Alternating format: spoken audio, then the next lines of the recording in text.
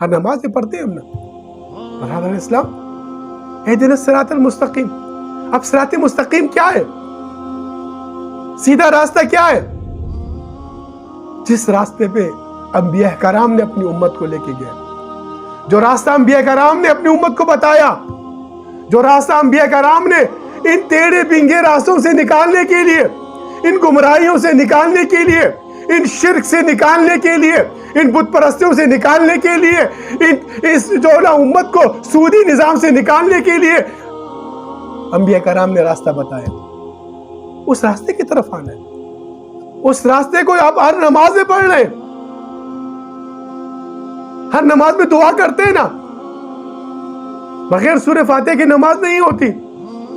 برادران اسلام، اہدنا الصراط المستقیم، ہم نے ہدایت پانا ہے صراط مستقیم پر. 40 جگہ پر صراط مستقیم کے بارے میں آیا ہے، 32 آیات میں اس کے بارے میں آیا ہے. برادران اسلام، میرے آپ سے درخواست ہے، آئیے قرآن کی طرف. یہ قرآن آپ کو اس معاشرے میں تعظیم دے گا. یہ قرآن آپ کو اس زمین پر وقار عطا کرے گا.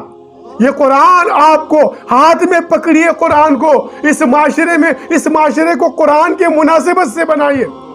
ستر عرش الموصول، اللہ آپ کو عرش معلیٰ کے پردوں میں محفوظ کر دے گا.